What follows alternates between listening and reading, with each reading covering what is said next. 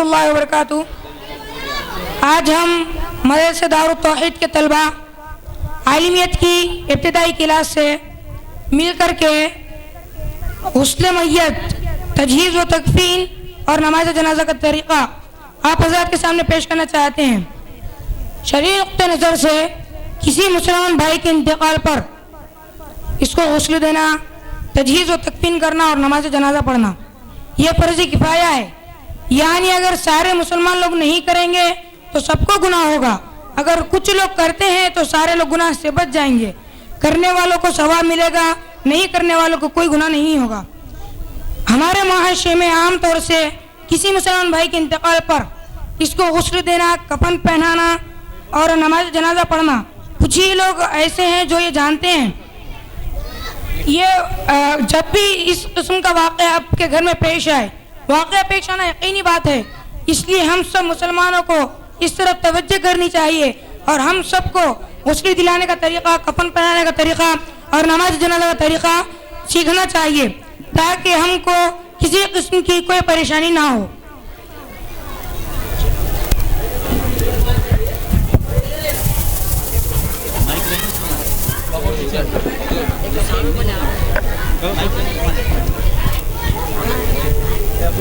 चलो मिसाल के तौर पर हम एक शख्स को लिटा देते हैं,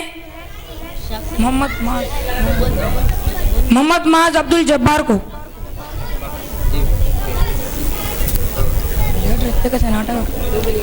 कहीं बकेटियो कहीं कपड़ा रेडी रखो, तुम लेट ना भाई, पहले माज लेट ना भाई।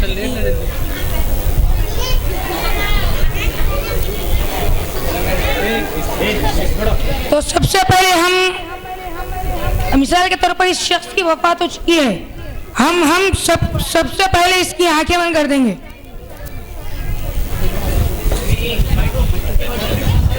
फिर कपड़ा आंख पर डाल देंगे, कपड़ा आंख पर बिछा देंगे। फिर मैयत को हल्का सा उठाकर अधर पेट दबाएंगे ताकि अपनी गंदगी साफ हो जाए जो पेट में हो।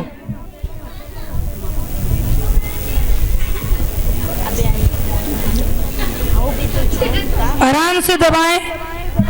फिर दाईं तरफ से करवट लेकर नीचे से गंदगी साफ कर दें,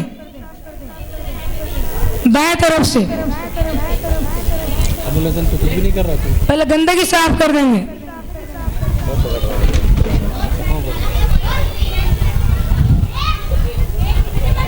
अब ये दाएं तरफ की गंदगी साफ हो चुकी है।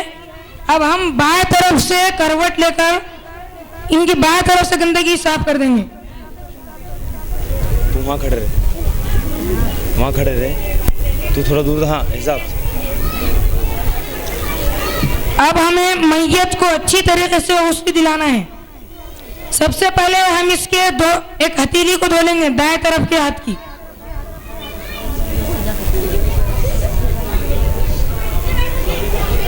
दाहिने हाथ की को हथेली, फिर बाएं हाथ की हथेली धोना चाहिए।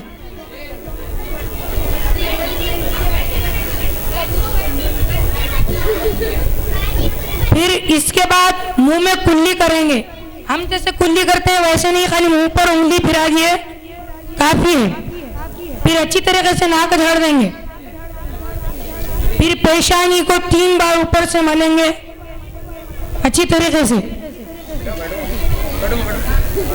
फिर एक बार 3 मरतबा चेहरा धो लेंगे।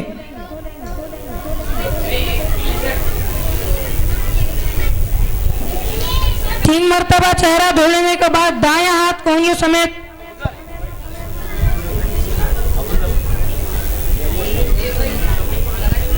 दाहिना हाथ कोहनियों समेत धोने के बाद बायां हाथ भी कोहनियों समेत धोना चाहिए।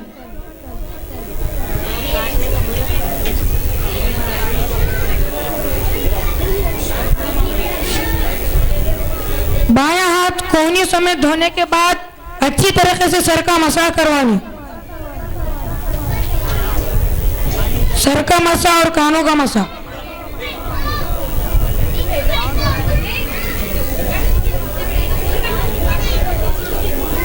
सर और कानों का मसा हो जाने के बाद दायां पांव धो लेंगे टखनों समेत।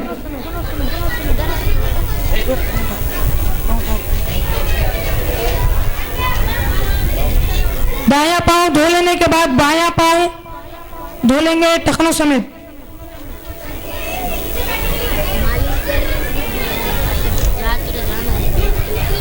फिर अच्छी तरीके से 3 बार से गुस्ल करा देंगे, 3 बार नहला देंगे। काफुर का पानी या बेरी के पत्ते का पानी साबुन से भी धो ले सकते हैं।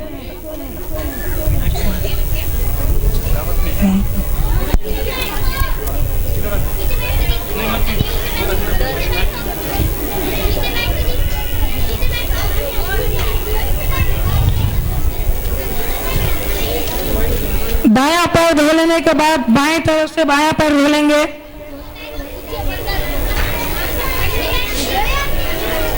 फिर दाहिनी तरफ से करवट लेकर नीचे से थोड़ा धो लेंगे।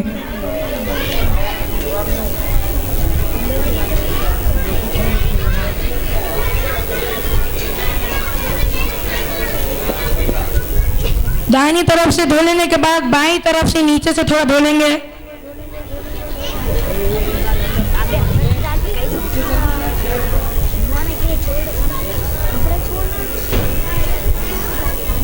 फिर ये हो जाने के बाद एक कपड़े से अधर अधर पोंछेंगे, ऊपर से हल्का सा।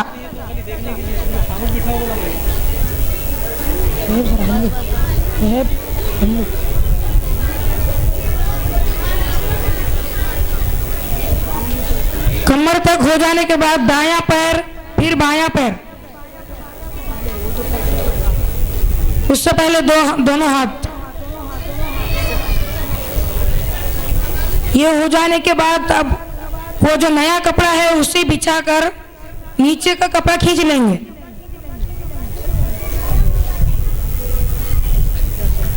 अब ये कपड़ा बिछ गया, नीचे से अधर कपड़ा खींच लेंगे। ये कपड़ा खींच लिए। अब हमें इसे कफन डालना है इनके जिस्म पर।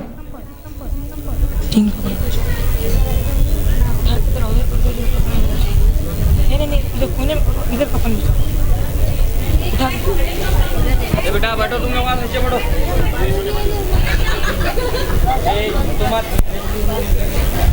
जगह कम पड़ने की वजह से थोड़ा साइड में किया जा रहा है।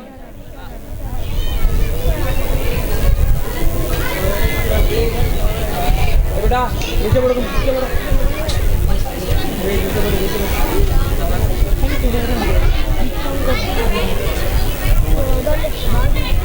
एक कपड़ा बिछा देने के बाद दूसरा कपड़ा फिर तीसरा कपड़ा, 3 वाइट कपड़ा होना चाहिए।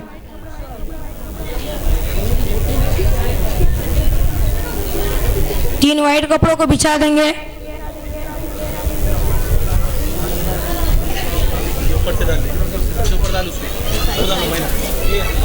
सबसे ऊपर डालो, हटा दे, हटा सबसे ऊपर डालो। दूसरा कपड़ा डालो, दूसरा कपड़ा, वो कपड़ा डालो, वो कपड़ा।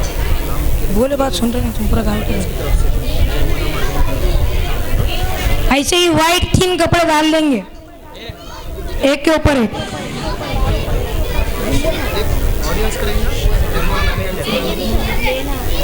ऊपर डालते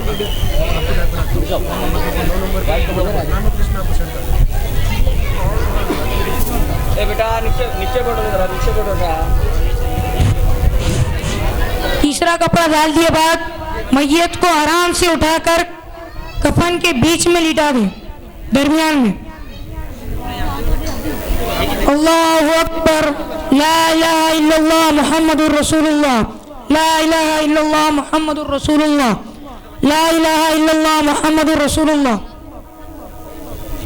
ये तकबीरात जारी रखेंगे। फिर दाएं तरफ से कपड़ा लपेटेंगे, फिर बाएं तरफ से, फिर अधर खोलकर अंदर का कपड़ा निकाल लेंगे। आपको मैंने नाम सेंड कर दिया। ऊपर से खींचेंगे, थोड़ा हटाकर कपड़ा।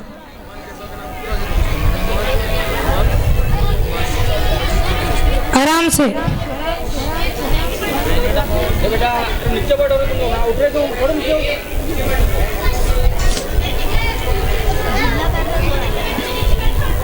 तब उतना वही तो बोल रहा हूँ। समझता है, मैं बोला पहले उतना नको रखो। ये कपड़ा निकल जाने के बाद बाईं तरफ से कफन लपेट लेंगे, फिर दूसरा कपड़ा दाईं तरफ से लपेटेंगे। दूसरा कपड़ा दाईं तरफ से लपेटे बाद फिर बाईं तरफ से लपेटेंगे, फिर तीसरा कपड़ा दाईं तरफ से लपेटेंगे, फिर से बाईं तरफ से, फिर ऊपर और नीचे गांठ मार देंगे और बीच कमर में।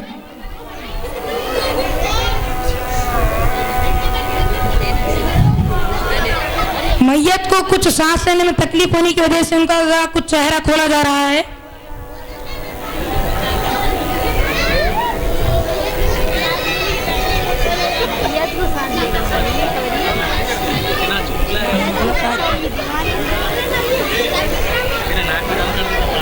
रोमट मैं क्या कर रहा हूँ, दिख रहा नहीं।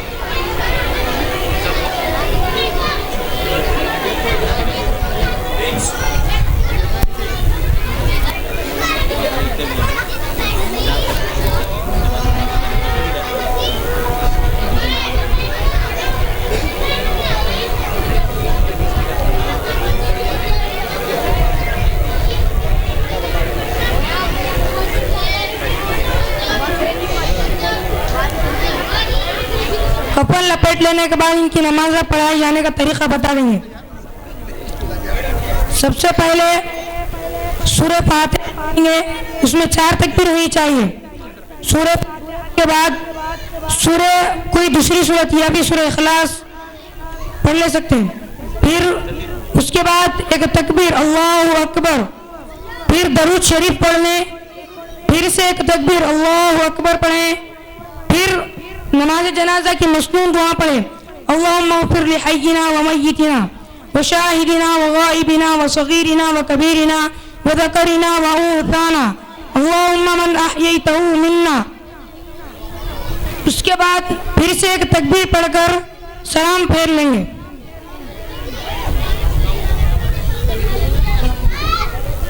ठीक है, अस्सलाम वालेकुम व रहमतुल्लाहि। माशाल्लाह बच्चों ने बहुत ही अच्छे अंदाज में एक तरीक़ा बताया कि मैयत को किस तरीके से गुस्ल दिया जाता है और किस तरीके से कफन पहनाया जाता है। बच्चों बैठ जाओ आराम से, हैं आपके सामने हैं, कोई दिक्कत नहीं है, बैठो।